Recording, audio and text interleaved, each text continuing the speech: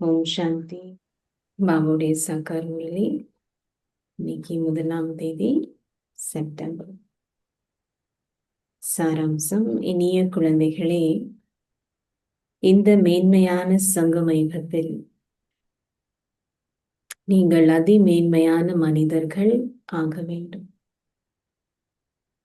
இந்த மேன்மையான சங்கம யுகத்தில் நீங்கள் அதிமேன்மையான மனிதர்கள் ஆக வேண்டும். லக்ஷ்மியும் நாராயணனுமே அதிமேன்மையான மனிதர்கள் ஆவார்கள். நமக்கு முன்னாடி குறிக்கோள் வைக்கிறார். லக்ஷ்மியும் நாராயணனுமே அதிமேன்மையான மனிதர்கள் ஆவார்கள். கேள்வி: தந்தையுடன் குழந்தைகளாகி நீங்கள் மேற்கொள்ளும் மறைமுகமான பணி என்ன?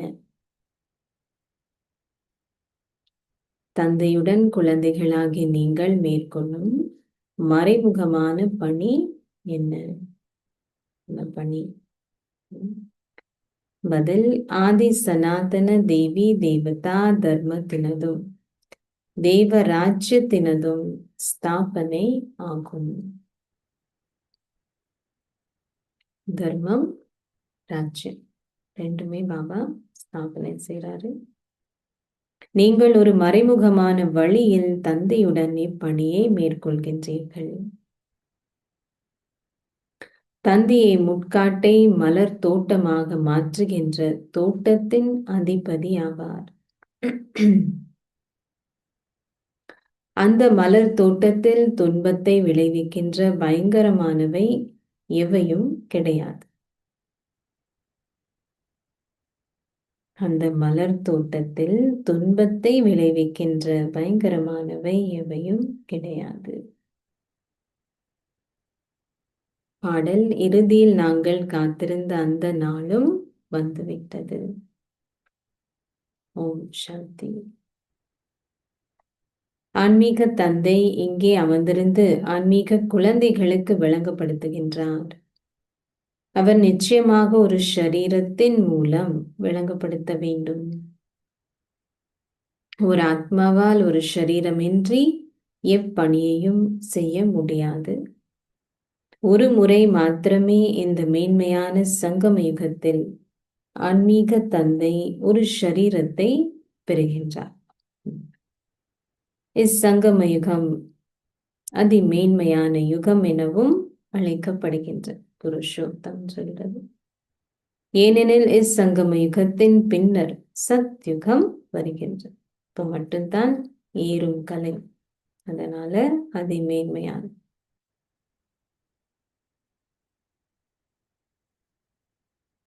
சத்யுகமும் ஒரு அதிமேன்மையான யுகம் என அழைக்கப்படுகின்றது. தந்தை வந்து அந்த அதிமேன்மையான யுகத்தை ஸ்தாபிக்கின்றார். அவர் சங்கம யுகத்தில் வருகின்றார். ஆகவே இந்த யுகமே அதிமேன்மையான யுகம் என அழைக்கப்படுகின்றது. அவர் என்று ரீசன் சொல்றது ஒண்ணு, சத்தியுகம் வரப்போகுது இன்னொன்னு, பாபா இந்த யுகத்துல தான் வரும். அதனால அதிமேன்மையான யுகம். இங்கே அவர் குழந்தைகளாகிய உங்களை அதிமேன்மையானவர்கள் ஆக்குகின்றார். பின்னர் நீங்கள் அதிமேன்மையான புதிய உலகத்திற்கு சென்றிருப்பீர்கள். அதிமேன்மையானது என்றால் அதிமேலான மனிதர்கள் என்று அர்த்தம். புருஷோத்தம்,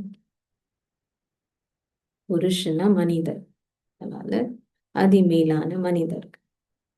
அவர்கள் ராதையும் கிருஷ்ணரும் அல்லது லக்ஷ்மியும் நாராயணனும் ஆவார்கள்.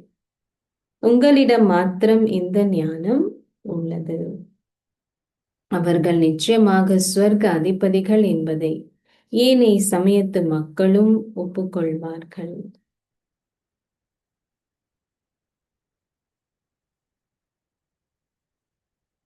பாரதம் பெரும் அளவுக்கு புகழப்படுகின்றது. எவ்வாறாயினும் பாரத மக்கள் இதை அறிய மாட்டார்கள். இன்னார் ஸ்வர்க்கவாசி ஆகினார் என கூறப்பட்டுள்ளது. ஆனால் ஸ்வர்க்கம் என்றால் என்ன என்பதை அவர்கள் அறிந்து கொள்வதே மேல இருக்குன்னு சொல்லிட்டாங்க இல்லையா? இன்னார் ஸ்வர்க்கத்துக்கு சென்று விட்டார் என அவர்கள் கூறுகின்றார்கள். அதாவது அவர் முன்னர் நரகத்தில் இருந்தார் என்பதே அதன் அர்த்தமாகும். தந்தை ஸ்வர்க்கத்தை ஸ்தாபிக்கும் பொழுதே ஸ்வர்க்கம் உருவாகும். ரகசியம் பாபா சொல்றது. புதிய உலகம் மாத்திரமே இவ்வாறு அழைக்கப்படுகின்றது.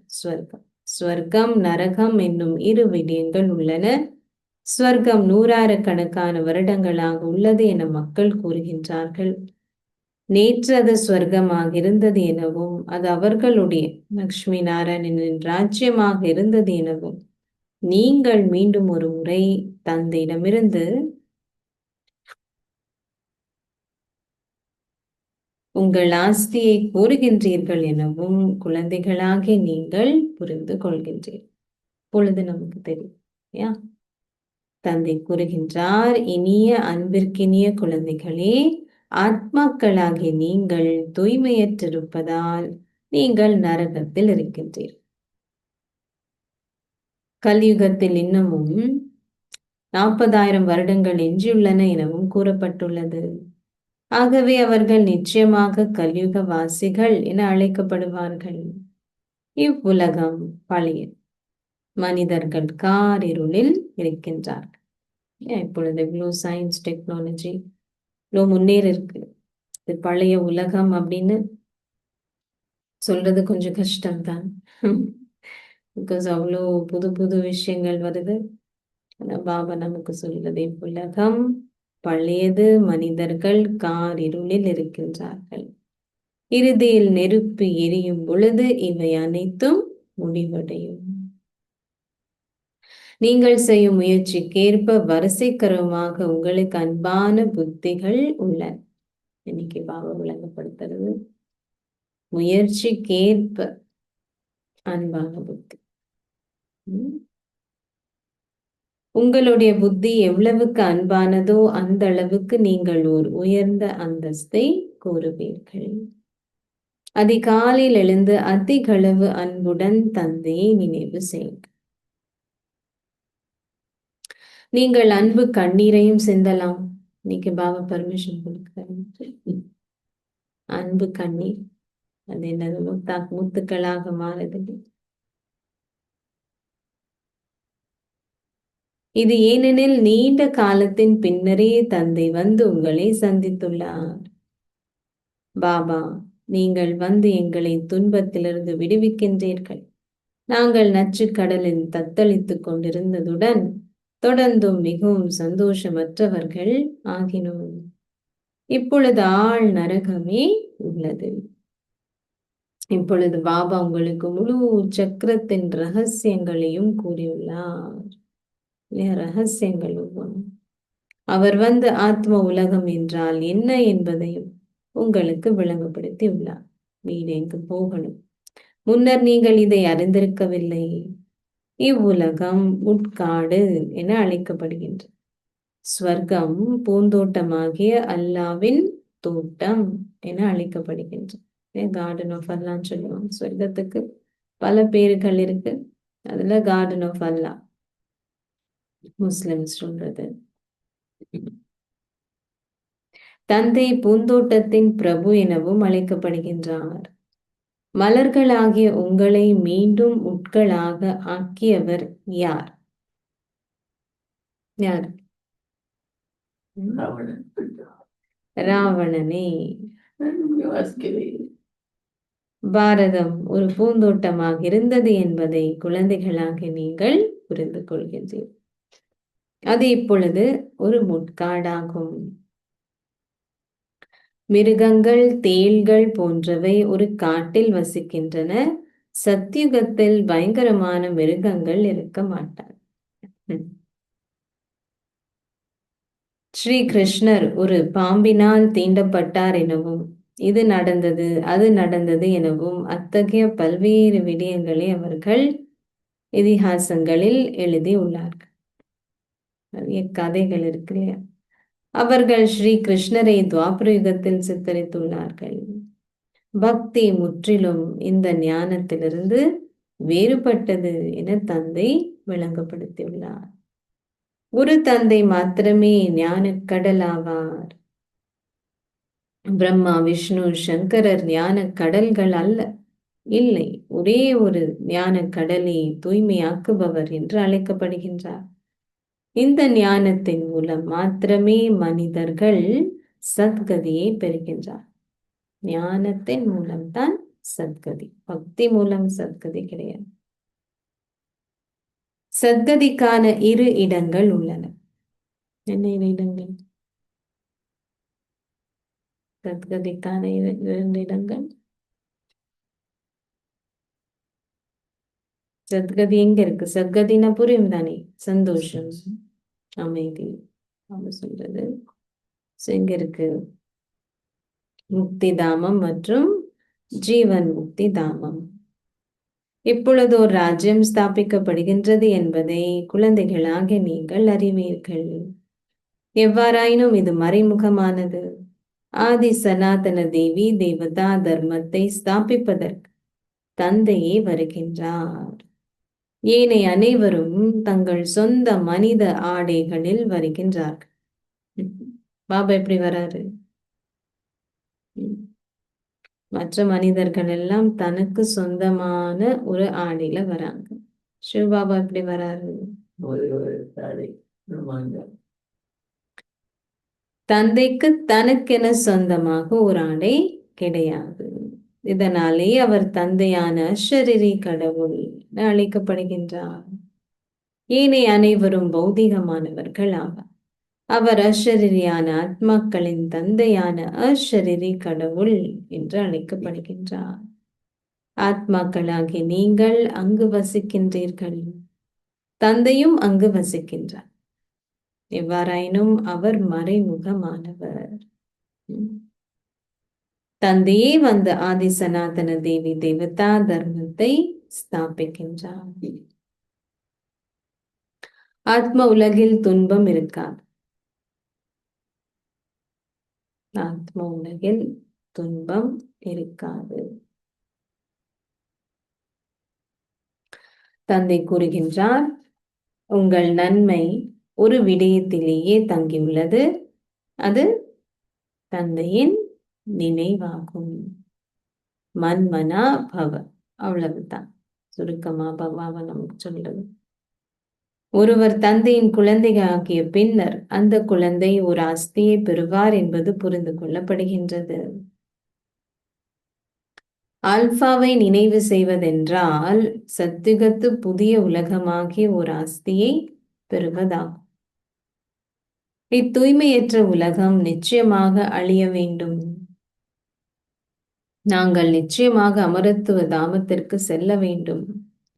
அமரத்துவ பிரபு பார்வதிகளான உங்களுக்கு அமரத்துவ கதையை கூறுகின்றார்.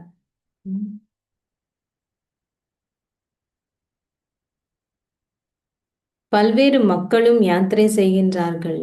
பலர் அமர்நாத்துக்கு செல்கின்றார்கள். பாபா சொல்றது அங்கு எதுவும் இல்லை.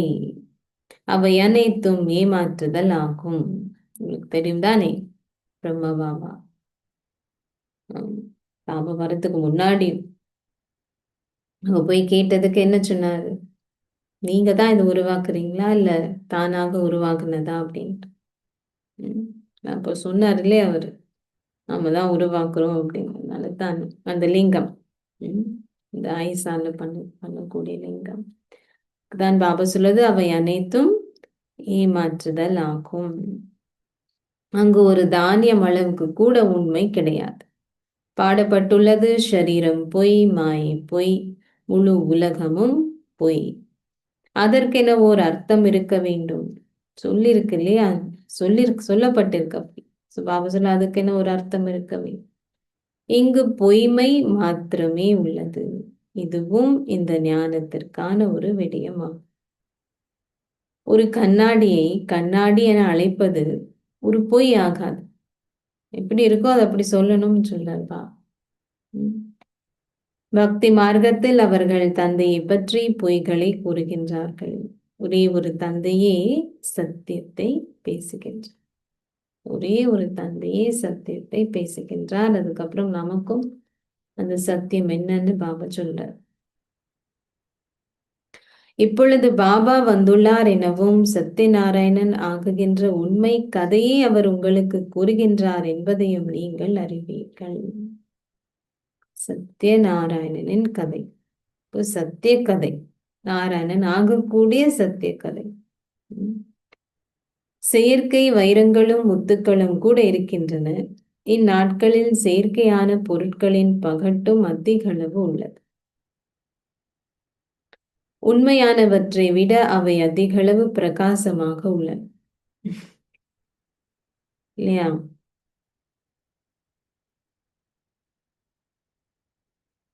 செயற்கை கற்கள் முன்னர் இங்கே இருக்கவில்லை. அவர் அண்மையிலேயே வெளிநாட்டிலிருந்து இங்கே கொண்டு வரப்பட்டன. செயற்கையானவையும் உண்மையானவையும் ஒன்றாக கலக்கப்படும் போது உங்களால் அவற்றை வேறுபடுத்தி காட்ட முடியாது. அவற்றை இனங்காணக்கூடியதாக கருவிகள் கண்டுபிடிக்கப்பட்டுள்ளன. செயற்கை முத்துக்கள் கண்டுபிடிக்கப்பட்டுள்ளதால் உங்களால் அவற்றை வேறுபடுத்தி காட்ட முடியாது. குழந்தைகளாகிய உங்களுக்கு இப்பொழுது சந்தேகங்களும் இல்லை. சந்தேகங்களை உடையவர்கள் மீண்டும் திரும்ப வருவதில்லை. பலர் கண்காட்சிகளுக்கு வருகின்றார்கள். தந்தை கூறுகின்றார், இப்பொழுது பெரிய கடைகளை திறவுங்கள். உங்களுடையதே ஒரே ஒரு உண்மையான கடையாகும். நீங்கள் உண்மையான கடையை திறக்கின்றீர்கள். முக்கிய பிரமுகர்கள் செல்கின்ற மிகப்பெரிய கடைகள் மிகப்பெரிய சந்நியாசிகளிடம் உள்ளன. நீங்களும் பெரிய நிலையங்களை திறக்க முடியும். பக்தி மார்க்கத்தின் விரிவாக்கம் முழுமையாகவே இந்த ஞானத்தில் இருந்து வேறுபட்டது. பக்தி தொன்று தொட்ட காலத்திலிருந்து தொடர்ந்து வருகின்றது என கூறப்படுவதில்லை. இல்லை, இந்த ஞானத்தின் மூலம் விடுதலை அல்லது பகல் ஏற்படுகிறது. அங்கு நீங்கள் முற்றிலும் விகாரமற்றவர்களாக உலகின் அதிபதிகளாக இருந்தீர்கள். சொல்லுங்க, சத்தியத்துல முற்றிலும் விகாரமற்றவர்களாக உலகின் அதிபதிகள். இந்த லக்ஷ்மியும் நாராயணனும் உலக அதிபதிகளாக இருந்தார்கள் என்பதை கூட மனிதர்கள் அறியார்கள். அங்கு சூரிய வம்சமும் சந்திர வம்சமும் மாத்திரம் இருந்தன. அங்கு ஏனைய சமயங்கள் இருக்கவில்லை. குழந்தைகளாகி நீங்கள் பாடலை கேட்டீர்கள். நாங்கள் எமது எல்லையற்ற தந்தையை சந்திக்க வருகின்ற சங்கம யுகத்தின் இந்த நாளும் இறுதியில் வந்துவிட்டது என்பதை நீங்கள் புரிந்து கொள்கின்றீர்களா? அவ கேட்கிறார். எங்கள் எல்லையற்ற ஆஸ்தியை கூறுவதற்கு நாங்கள் முயற்சி செய்கின்றோம். இறுதியில் அந்த நாளும் வந்துவிட்டது என நீங்கள் சத்தியுகத்தில் கூறுவதில்லை. சத்தியுகத்துல எதுக்குமே நம்ம வெயிட் பண்றதில்லை. சந்தோஷமாக இருக்கிறோம். இங்கத்தான் துன்பம்ல இருந்து எப்போ விடுதலை கிடைக்கும் அப்படின்றது காத்துட்டு இருக்கோம், தேடிட்டு இருக்கோம், இல்லையா? இங்கு பெருமளவு தானியத்தை பெறவும் ஏனைய விடயங்களுக்காகவும் மக்கள் திட்டங்களை தீட்டுகின்றார்கள். தாங்களே ஸ்வர்க்கத்தை ஸ்தாபிப்பவர்கள் என அவர்கள் நம்புகின்றார்கள். மாணவர்களுக்கு இள ரத்தம் உள்ளதெனவும் அவர்கள் பெருமளவில் உதவுவார்கள் எனவும் அவர்கள் நம்புகின்றார்கள். இதனாலே அரசாங்கம் அவர்களை இட்டு கடுமையாக உழைக்கின்றது. எவ்வாறாயினும் மாணவர்களே பின்னர் கற்கள் போன்றவற்றை வீசுபவர்கள் ஆகுகின்றார். பாபா அடிக்கடி சொல்றதுல அவங்க டிஸ்ட்ரக்ஷன் செய்யறாங்க, நீங்க கன்ஸ்ட்ரக்ஷன் செய்றீங்க. மாணவர்களே குழப்பங்களை விளைவிப்பதில் முன்னோடிகளாக உள்ளார். அவர்கள் மிகவும் திறமசாலிகள். அவர்கள் இளம் ரத்தம் என்று அழைக்கப்படுகின்றார். இளம் ரத்தம் என்ற கேள்விக்கு இடமில்லை. அவர்களுடையது இரத்த சம்பந்தம், உங்களுடையதோ இப்பொழுது ஆன்மீக சம்பந்தமா, பிளட் ரிலேஷன். இங்க நமக்கு ஸ்பிரிச்சுவல். நீங்கள் கூறுகின்றீர்கள், பாபா நான் உங்களுடைய 2 மாத குழந்தையாவேன். சில குழந்தைகள் தங்களுடைய ஆன்மீக பிறந்த தினத்தை கொண்டாடுகின்றார்கள். இறை பிறந்த தினமே கொண்டாடப்பட வேண்டும். உங்கள் லௌகீக பிறந்த தினம் ரத்து செய்யப்பட வேண்டும். நாங்கள் பிராமணர்களுக்கு மாத்திரம் உணவூட்டுவோம். இதுவே கொண்டாடப்பட வேண்டும். இப்போ கோர்ஸ் நமக்கு எல்லாருக்கும் ஞாபகம் இருக்காது தானே, இந்த பர்டிகுலர் நாள் பாபா கிட்ட வந்தோம் அப்படின்றது, இல்லை எப்போ தொடர்ந்து ஆரம்பிச்சது. அதனால அந்த இதுவும் செலிப்ரேட் பண்றது, பட் பாபாவுடைய நினைவுல செய்யறது. தன் பாபா சொல்றது இதுவே கொண்டாடப்பட வேண்டும். அதுவோ ஒரு தூய்மையற்ற பிறவியாகும். இதுவோ உங்களுடைய இறை பிறவியாகும். இதில் பகலுக்கும் இரவுக்குமான வேறுபாடு உள்ளது. எவ்வாறாயினும் நம்பிக்கை உள்ள பொழுதே இது நடைபெறுகின்றது. உங்களுடைய இறை பிறந்த தினத்தை கொண்டாடுவதாகவும் பின்னர் உங்கள் தூய்மையற்ற பிறவிக்கு மீண்டும் செல்வதாகவும் இருக்கக்கூடாது. இது கொண்டாடிட்டு அதுக்கப்புறம் அந்த மாதிரி நிறைய நடந்திருக்கு இல்லையா? பாபா பேரெல்லாம் கொடுத்ததுக்கு அப்புறம் புது பேர்கள் போயிட்டாங்களே, அதனால தான் பாபா பேர் கொடுக்கறதும் நிறுத்திட்டார். அதுவும் நடைபெறுகின்றது. அவர்கள் தொடர்ந்தும் தங்களுடைய இறை பிறந்த தினத்தை கொண்டாடிய போதிலும் பின்னர் காணாமல் போய்விட்டார். இந்நாட்களில் அவர்கள் தங்களுடைய திருமண ஆண்டு விழாக்களையும் கொண்டாடுகின்றார்கள். திருமணங்கள் மங்களகரமான வைபவங்கள் என அவர்கள் எண்ணுகின்றார்கள். அவர்களை சீரழிவிற்குள் இட்டு சென்ற தினங்களையும் கொண்டாடுகின்றார்கள். பாபாதும் சீரழிவு சொல்ல.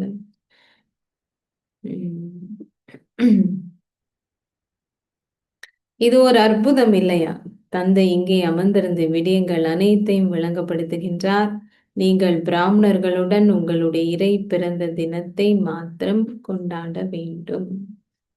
நாங்கள் சிவபாபாவின் குழந்தைகளாகவும் நாங்கள் ஒரு பிறந்த தினத்தை கொண்டாடும் பொழுது நாங்கள் சிவபாபாவை மாத்திரம் நினைவு செய்கிறோம். இது எந்த ஒரு பிளட் ரிலேஷன்ஷிப்பும் நினைவு செய்யறது. நல்லதான் பாபா சொல்லுது, ஆன்மீக சம்பந்தம். ஏன் பிறந்த தினத்தை கொண்டாடுறோம்னு சொன்னா யாரு நினைவு செய்யறது? சிவபாபா, ரைட்? இந்த பிறவிக்கானது. தங்கள் புத்தியில் நம்பிக்கையுடைய குழந்தைகளே தங்கள் பிறந்த தினங்களை கொண்டாட வேண்டும். அதனால் அவர்கள் தங்களுடைய தூய்மையற்ற பிறவிகளை மறக்கின்றார்கள். பாபா இந்த ஆலோசனையும் கொடுக்கின்றார். புத்தியில் உறுதியான நம்பிக்கை உள்ள பொழுது மாத்திரமே இது கொடுக்கப்படுகின்றது. நாங்கள் வேறு எவருக்கும் அன்றி பாபாவுக்கே உரியவர்கள், அவ்வளவுதான். பின்னர் இறுதியில் நாங்கள் எங்களுடைய இலக்கை அடைவோம். நீங்கள் தந்தையின் நினைவில் மரணித்தால் நீங்கள் எடுக்கின்ற மறுபிறவியும் அதற்கேற்ப இருக்கும்.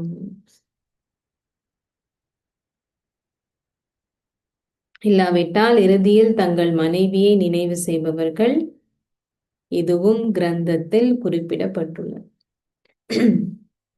மீனிங் அங்கே போய் அவங்க மீண்டும் பிறப்பெடுப்பாங்க இல்லையா? அதனால பாபாவுடைய நினைவுல தான் இந்த உடலை விடணும். இறுதியில் உங்கள் வாயில் கங்கை நீர் இருக்கட்டும் என கூறப்படுகின்றது. இவ்விடயங்கள் அனைத்தும் பக்தி மார்க்கத்துக்கு உரியவை. தந்தை உங்களுக்கு கூறுகின்றார், உங்கள் சரீரத்தை நீங்கும் பொழுதும் சுயதர்சன சக்கரத்தை சுழற்றுங்கள். நீங்க போக போறோம், அதை நினைவு செய்யணும் இல்லை? தந்தையும் சக்கரத்தையும் உங்கள் புத்தியில் வைத்திருங்கள். இப்பொழுது தொடர்ச்சியாக முயற்சி செய்வதால் நிச்சயமாக இறுதியில் நீங்கள் அந்நினைவை கொண்டிருப்பீர்கள். உங்களை ஆத்மாக்களாக கருதி தந்தையை நினைவு செய்யுங்கள். ஏனெனில் இப்பொழுது குழந்தைகளாக நீங்கள் ஷரீரமற்றவராக வீடு திரும்ப வேண்டும்.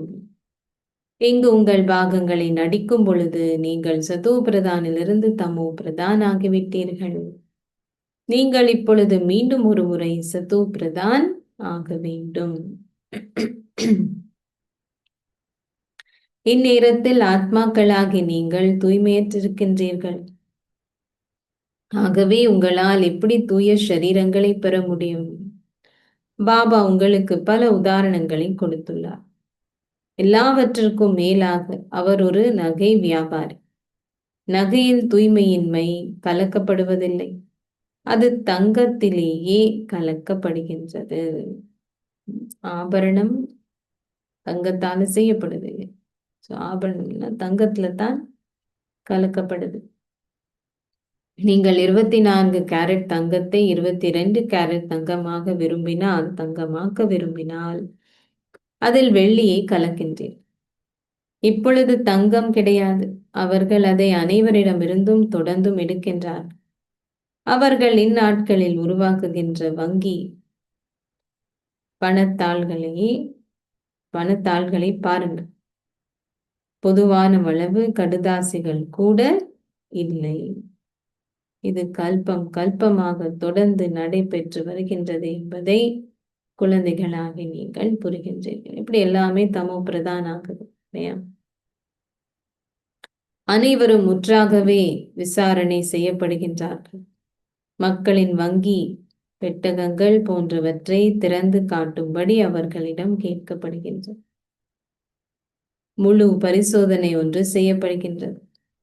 சிலரின் செல்வம் புதைந்துவிடும், ஏனையோரின் செல்வம் அரசாங்கத்தால் கொள்ளையடிக்கப்படும், பயங்கரமான தீயும் பரவும் என கூறப்பட்டுள்ளது.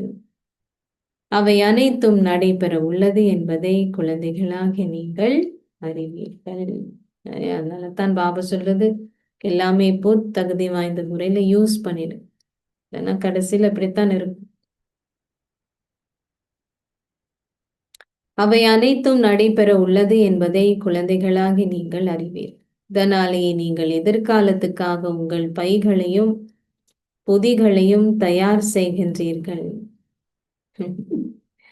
ஏனே மக்கள் அதை அறிய மாட்டார்கள். நீங்கள் மாத்திரமே 21 பிறவிகளுக்கான ஒரு ஆஸ்தியை பெறுகின்றீர்கள். உங்கள் பணத்தின் மூலமே பாரதம் ஸ்வர்க்கமாக ஆக்கப்படுகின்றது. எல்லாருடைய ஒரு துளி இல்லையா, அதுதான் ஸ்வர்க்கமா. நீங்களே பின்னர் அங்கு வசிப்பீர்கள். உங்கள் சொந்த முயற்சிகளின் மூலம் குழந்தைகளாக நீங்கள் உங்கள் ராஜ்ய திலகத்தை கோருகின்றீர்கள். ஏழைகளின் பிரபு ஆகிய பாபா உங்களை ஸ்வர்க அதிபதிகள் ஆக்குவதற்கு வந்துவிட்டார். எவ்வாறாயினும் நீங்கள் கற்கின்ற அளவிற்கேற்பவே நீங்கள் இவ்வாறு ஆகுகின்றீர்கள். பாபா என்னவோ நம்மளை ஆக்க வந்திருக்காரு, ஆனா அதுக்கு அடிப்படை நம்ம எவ்வளவு படிக்கிறோம் அந்த அளவுக்கு தானே. அது கருணையின் அல்லது ஆசீர்வாதங்களின் மூலம் நடைபெறுவதில்லை. கற்பிப்பது ஒரு ஆசிரியரின் கடமையாகும். அது கருணைக்குரிய ஒரு விடயம் அல்ல. ஆசிரியர்கள் அரசாங்கத்திடமிருந்து சம்பளத்தை பெறுகின்றார்கள். ஆகவே அவர்கள் நிச்சயமாக கற்பிப்பார்கள். நீங்கள் அத்தகையதொரு பெரிய வெகுமதியை பெறுகின்றீர்கள். நீங்கள் பல மில்லியன் மடங்கு பாக்கியசாலிகள் ஆகுகின்றீர்கள். பல மில்லியன் மடங்கு. அவர்கள் ஸ்ரீ கிருஷ்ணரின் பாதங்களில் ஒரு தாமரை சின்னத்தை காண்பிக்கின்றார்கள். எதிர்காலத்தில் கோடீஸ்வரர்கள் ஆகுவதற்கே நீங்கள் இங்கே வந்துள்ளீர்கள். அப்படியா இல்லையா? எதுக்காக வந்திருக்கீங்க பாபா கிட்ட? பாபா சொல்றது, எதிர்காலத்தில் கோடீஸ்வரர்கள் ஆகுவதற்கே நீங்கள் இங்கே வந்துள்ளீர்கள். நீங்கள் மிகவும் சந்தோஷமுடையவர்களாகவும் செல்வந்தர்களாகவும் அமரர்களாகவும் ஆகுகின்றீர்கள். நீங்கள் மரணத்தையே வெற்றி கொள்கின்றீர்கள். மனிதர்களால் இவ்விடயங்களை புரிந்து கொள்ள முடியாது. உங்கள் ஆயுட்காலம் முடிவடையும் பொழுது நீங்கள் அமரர்கள் ஆகுகின்றீர்கள்.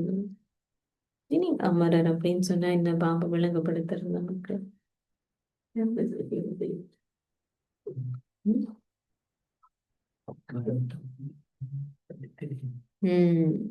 இனி மரணம் அப்படின்றது இல்லையே, முடிவுன்றது இல்லை இல்லையா? ஒரு உடல் விட்டு ஒரு உடலுக்கு போறோம் நாம். பாண்டவர்களை பெரியவர்களாகவும் உயர்மானவர்களாகவும் காண்பிக்கின்ற உருவங்களை அவர்கள் உருவாக்கியுள்ளார்கள். பாண்டவர்கள் மிகவும் உயரமானவர்களாக இருந்தார்கள் என அவர்கள் நம்புகின்றார். இந்த மாதிரி உயரமான சிலைகளும் அவங்க செய்யறது பாண்டவர்களுக்கு. நீங்களே அப்பாண்டவர்களே ஆவீர்கள். பகலுக்கும் இரவுக்குமான வேறுபாடு உள்ளது. மக்கள் அவ்வளவு உயரமானவர்கள் அல்ல, அவர்கள் 6 அடி உயரமானவர்கள் மாத்திரம் ஆவார். பக்தி மார்க்கத்தில் முதலில் சிவபாபாவுக்கான பக்தியே உள்ளது. அவர்களால் அவருடைய ஒரு பெரிய உருவத்தை உருவாக்க முடியாது. இல்லையா? பாபா சொல்றது ஆரம்பத்துல அப்படின்னு சொன்னாரு இல்லையா? வைரம் இந்த மாதிரி வச்சுதான் நம்ம வணங்கணும். அதுக்கப்புறம் தான் எல்லாம் மாறிது. முதலில் சிவபாபாவின் கலப்படமற்ற வழிபாடே இருக்கின்றது. பின்னர் அவர்கள் தேவர்களின் சிலையை செதுக்கி அவர்களின் மிக பெரிய சிலைகளை செய்கின்றார்கள். அவர்கள் பாண்டவர்களின் பெரிய உருவங்களை செய்கின்றார்கள்.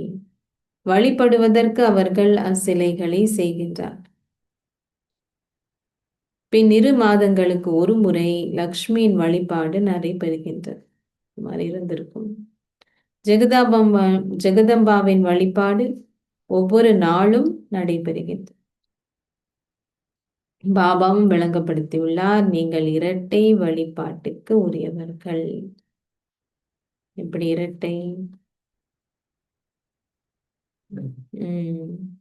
ஆனா பாபா சொல்ல, நான் ஓர் ஆத்மாவாக அல்லது லிங்கமாக வழிபடப்படுகின்றேன். நீங்கள் சாலிகிராம் ரூபத்திலும் தேவர்களாகவும் வழிபடப்படுகின்றனர். அதனால இரட்டை. சாலிகிராமத்தையும் வழிபடுவாங்க, அதுக்கப்புறம் தேவர்களுடைய ரூபம். அவர்கள் ருத்ர யாகத்தை நடத்தும் பொழுது பல சாலிகிராமங்களை உருவாக்குகின்றார். ஆகவே யார் மகத்தானவர்கள்? பாபா நம்மளையும் தலை மேல தூக்கி வைக்கிறாரு. எப்பவுமே ஒரு தந்தை குழந்தைகளை தனக்கும் மேல இருக்கணும் தான் நினைக்கிறது அப்பா அம்மா. அப்பா என்ன சொல்றாரு?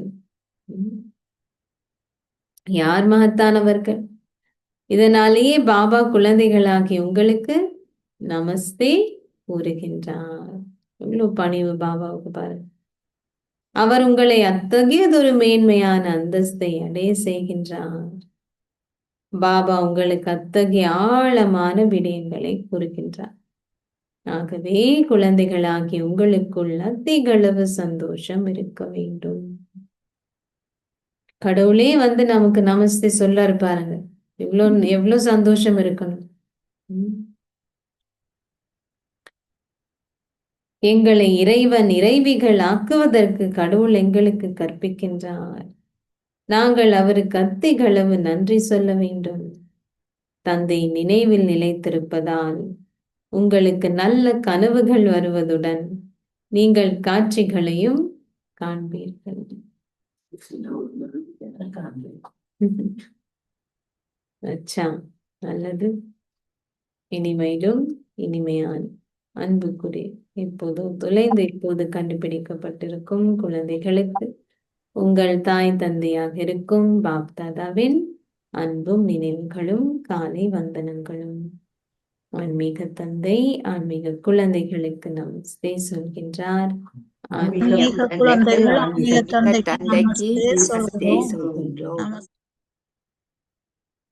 உங்களுடைய இறை ஆன்மீக பிறந்த தினத்தை கொண்டாடி உங்கள் ஆன்மீக தொடர்பை பேணுங்கள். இரத்த சம்பந்தத்தை அல்ல. உங்கள் பௌதீகமான தூய்மையற்ற பிறந்த தினத்தை ரத்து செய்யுங்கள். அது நினைவு செய்யப்படவும் கூடாது. இனி பாபா சொல்றது புரியுது இல்லையா? அந்த பிறவி, இப்ப புது பிறவி நமக்கு தன் பாபா வழங்கப்படும். 2, எதிர்காலத்துக்காக உங்கள் பிரயாண பொதிகளை தயார் செய்யுங்கள். பாரதத்துக்கு சேவை செய்யவும் அதை சொர்க்கமாக மாற்றவும் உங்கள் செல்வத்தை ஒரு தகுதி வாய்ந்த முறையில் பயன்படுத்துங்கள். உங்கள் சொந்த முயற்சிகளின் மூலம் உங்களுக்கு நீங்களே ராஜ்ய திலகத்தை இடுங்கள். உங்கள் சொந்த முயற்சிகளின் மூலம் உங்களுக்கு நீங்களே ராஜ்ய திலகத்தை இடுங்கள். ஆசீர்வாதம். நீங்கள் அன்புடனும் ஒத்துழைப்புடனும் யஜ்யத்துடன் ஒத்துழைக்கின்ற ஒரு இலகு யோகி ஆகுவீர்களாக. அன்புடனும் ஒத்துழைப்புடனும் யஜ்யத்துடன் ஒத்துழைக்கின்ற ஒரு இலகு யோகி ஆகுவீர்களாக. பாப்தாதா குழந்தைகளின் அன்பை விரும்புகின்றார். யஜ்யத்துடன் அன்பாகவும் ஒத்துழைப்பவராகவும் சகயோகி ஆக இருப்பவர்கள் இயல்பாகவே இலகு யோகிகள், சகஜ யோகிகள் ஆகுவார்கள். சகயோகிகள் சகஜயோகி ஆகுவார். ஒத்துழைப்பதே இலகுவான யோகமாகும். இதயங்களை வென்றவரான தந்தை இதயத்தின் அன்பையும் இதயபூர்வமான ஒத்துழைப்பையும் விரும்புகின்றார். சிறிய இதயங்களை கொண்டவர்கள் சிறியதொரு பேரத்தை செய்வதில் சந்தோஷப்படுகின்றார்கள். ஆனால் பெரிய இதயங்களை கொண்டவர்கள் எல்லையற்ற பேரத்தை செய்கின்றார்கள். அன்பிற்கே பெருமதி உள்ளது, அந்த பொருளுக்கு அல்ல. இதனாலே குசேலரின் கைப்பிடி அளவினால் நான் அரிசி நினைவு கூறப்படுகின்றது. பொதுவாக ஒருவர் எவ்வளவுதான் கொடுத்தாலும் அதில் அன்பு இல்லாவிட்டால் அது சேமிக்கப்பட மாட்டார். அன்புடன் சிறிதளவேனும் சேமிக்கப்பட்டால் அது பல மில்லியன்கள் ஆகுகிறது. ஸ்லோகம். உங்களின் நேரமும் சக்தியும் வீணாக்கப்படாமல் இருப்பதற்கு செயல்பட முன்னர் சிந்தியுங்கள். உங்களின் நேரமும் சக்தியும் வீணாக்கப்படாமல் இருப்பதற்கு செயல்பட முன்னர் சிந்தியுங்கள். அவ்வியக்த சமிக்கை. இந்த முழு மாதம் என்ன இருக்கும்? ரொம்ப தேவையானது. இப்போது அன்பெனும் அக்னியை ஏற்றி உங்களின் யோகத்தை எரிமலை ஆக்குங்கள். இப்போது அன்பெனும் அக்னியை ஏற்றி உங்களின் யோகத்தை எரிமலை ஆக்குங்கள். பாப்தாதா குழந்தைகளான உங்களுக்கு விசேடமான சமிக்கைகளை வழங்குகின்றார். குழந்தைகளே, இப்போது உங்களின் அன்பு எரிமலை ஆகட்டும். தீயதை அழிக்கும் ஒருவராகி உங்களின் உறவுகள் மற்றும் தொடர்புகளை பற்றி உங்களின் மனதில் இன்னமும் எஞ்சியுள்ள கர்ம கணக்குகள் எவற்றையும் எரித்து விடுங்கள். சொல்வது, இப்பொழுது உங்களின் அன்பு எரிமலையாகட்டும். தீயதை அழிக்கும் ஒருவராகி, அப்படின்னா ஜுவாலாமுகி. ஜுவாலாமுகினா எரிமலை. இந்த அன்பெனும் பெரும் தீயில் உங்களின் உறவுகள் மற்றும் தொடர்புகளை பற்றி உங்களின் மனதில் இன்னமும் எஞ்சியுள்ள கர்ம கணக்குகள் எவற்றையும் எரித்து விடுங்கள். ஓம் சாந்தி.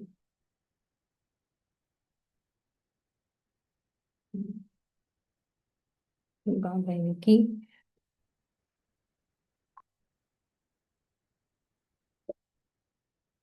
எதுக்காக வந்திருக்காரு, நம்ம என்ன செய்யணும், நம்ம விளங்கப்படுத்த சாந்தி. இப்போ யோகா செய்யலாம் 15 minutes. அதுக்கப்புறம் முதலில்